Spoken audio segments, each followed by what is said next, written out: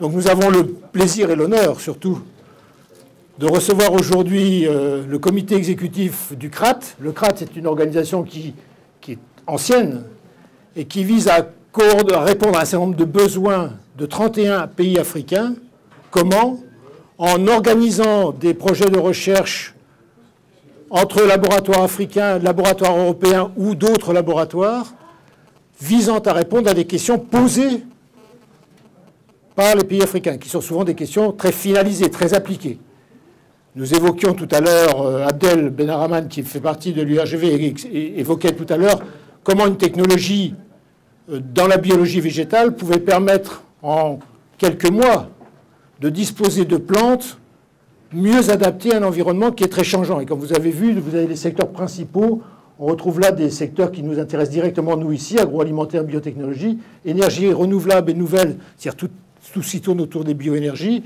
Et puis là-bas, développement durable et les technologies de l'information. Et nous sommes très heureux que le CRAT ait choisi de mettre son bureau, son futur bureau, ici à Évry, à Génopole, bureau qui aura comme mission d'aider au montage de projets en s'appuyant sur les structures de réseau que nous connaissons les uns les autres, ici en France, mais bien sûr aussi en Europe.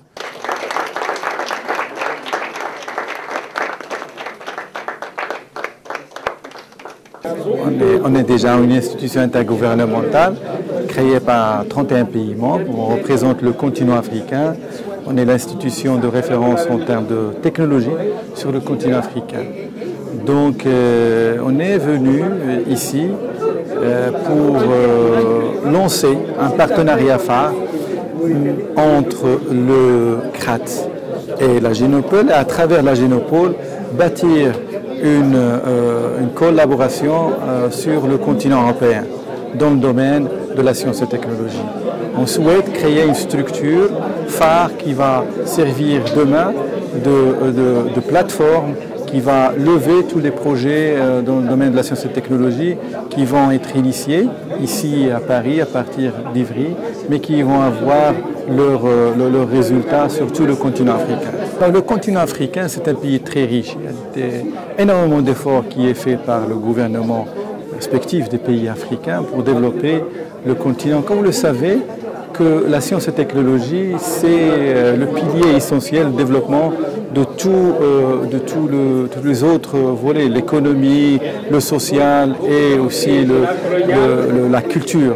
On a un potentiel énorme, on a des financements, les bailleurs de fonds nous donnent énormément d'intérêt, mais on n'arrive pas à avoir des projets bancables qui passent directement au service de la population africaine. C'est un projet de partenariat qui repose sur l'idée du transfert de technologie. On a parfois une vision négative du transfert de technologie, mais le transfert de technologie, s'il est organisé dans une logique de réciprocité et de solidarité, c'est quelque chose de très utile. Au fond, c'est le partage de la connaissance et de l'intelligence, et c'est ce qu'on a envie de faire ici avec nos amis du CRAT. Et Évry, je crois, ici au Génopole, est vraiment à l'image de ce que peut être un transfert de technologie et d'intelligence efficace et utile. L'intérêt pour Génopole est simple, c'est de permettre à nos laboratoires, à nos entreprises, de collaborer sur des projets d'intérêt pour les pays africains, les 31 pays africains qui constituent le CRAT, sur des projets visant à régler un certain nombre de questions qu'ils se posent.